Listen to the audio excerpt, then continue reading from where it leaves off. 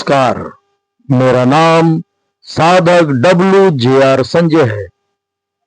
इस वीडियो में मैं स्वारोचिष प्रवृत्ति की स्त्री की दशा, उसके बंधनों, उसके भीतर चलने वाले सूक्ष्म संघर्षों और जीजीता नामक अद्वैत चेतना के विषय में अपने विचार साझा कर रहा हूं। मैं उन अनामी परमपिता की बात कर रहा हूं जिन्हें मैं कार्य ब्रह्म भी कहता हूं। ये वही आदि चेतना है जो स्वारोचिष प्रवृत्ति वाले मनुष्य की देह में अपनी उपस्थिति दर्ज कराती है। यह चेतना निरंतर प्रयास करती है कि यह मनुष्य सत्य के मार्ग को समझे, अपने भीतर की पुकार को पहचाने और उस दिशा में आगे बढ़े जहां से मुक्ति का आरंभ होता है। परंतु स्वारोचिष प्रवृत्ति वाले मनुष्य की आत्मा मूला नक्षत्र के अत्यंत कठोर जाल में फंसी रहती है। यह आत्मा भीतर ही भीतर तड़पती रहती है, पर उसकी पीड़ा की पुकार उसके ही शब्द शरीर तक नहीं पहुंच पाती। यहीं से इस प्रवृत्ति का सबसे बड़ा दुख आरंभ होता है।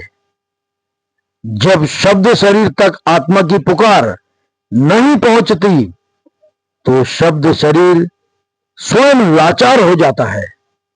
वह न तो आदि चेतना की बातों को पूर्ण रूप से समझ पाता है और न ही उनके बताए मार्ग पर चल पाता है।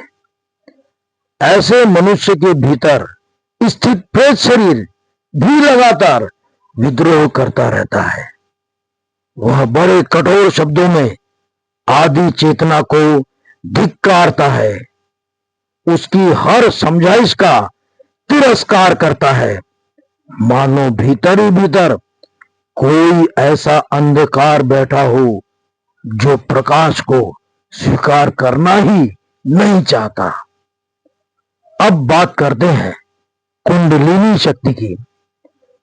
स्वारोचिष प्रवृत्ति वाले मनुष्यों में यह शक्ति अत्यंत प्रबल रूप से सक्रिय रहती है। यह चित्त, परछाई, प्रेत और पाप शरीर को अपने बंधनों में कसकर पकड़े रहती है। यह शक्ति कई बार इतनी तीखी हो जाती है कि वह स्वयं आदि चेतना के विरोध में खड़ी दिखाई देती है। यही कारण है कि इस प्रवृत्ति वाले मनुष्यों के भीतर लगातार एक अदृश्य युद्ध चलता रहता है। एक और आदि चेतना दिशा देना चाहती है और दूसरी ओर बंधन, भय, वासना और द्वैत उन्हें नीचे खींचते रहता है। अब कृत्तिका नक्षत्र और राहु के विषय में अपने विचार साझा कर रहा हूं। वाबिम दर्शन के अनुसार मैं इन्हें प्रेमिका और प्रेमी के रूप में देखता हूं। स्वारोचिष प्रवृत्ति की वह स्त्री जो सत्य को जानना चाहती है, जो साध्वी प्रवृत्ति की होती है, वह सत्य की खोज में निकल पड़ती है, परंतु सत्य की खोज करते करते कई बार अघोरी, नागा अथवा हठी तांत्रिकों के जाल में फंस जाती है। ये लोग स्वयं द्वैत व्यवस्था के बड़े अधिकारी होते हैं। वे ऐसी स्त्रियों को अपने भोग और वासना के जाल में बांध लेते हैं। ऐसी स्त्री धीरे धीरे अपने भीतर की स्वतंत्रता खोने लगती है उसकी चेतना बंधने लगती है और सत्य की खोज कहीं पीछे छूट जाती है। अब बात थुआतीरा कलीसिया और अर्शे मोहल्ला की। वारुण दर्शन के अनुसार अल्प आयु में जन्म लेने वाले मनुष्यों के मांस शरीर और हस्त शरीर पर इनका प्रभाव रहता है। इन दोनों की एक विशेष प्रवृत्ति होती है। ये एक होना चाहते हैं और यहीं पर जिजीता की भूमिका आरंभ होती है। अद्वैत का साधक जब अद्वैत से एक विशेष अधिकार प्राप्त चेतना को धारण करता है तो उसे जिजीता कहा जाता है।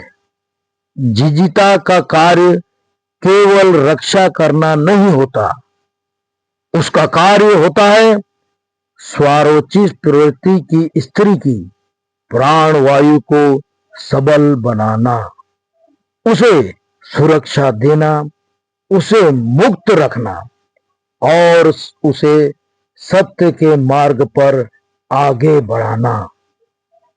इसके साथ ही जिजीता का एक और अत्यंत महत्वपूर्ण कार्य होता है। वह थुआतीरा कलीसिया और अर्शे मोहल्ला को एक होने की प्रक्रिया में सहायक बनती है। जब यह दोनों एक होने लगते हैं तब वे द्वैत व्यवस्था के कार्यों को छोड़कर अद्वैत व्यवस्था में भागीदारी निभाना प्रारंभ कर देते हैं। परंतु यह मार्ग सरल नहीं होता।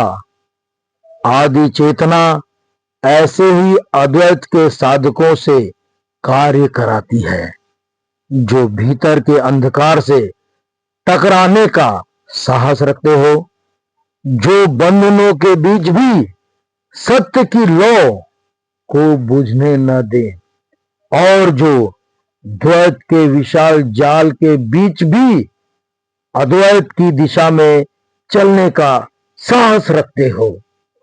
यही स्वारोचित प्रवृत्ति की स्त्री का संघर्ष है, यही उसका बंधन है और यही उसकी मुक्ति की संभावना भी।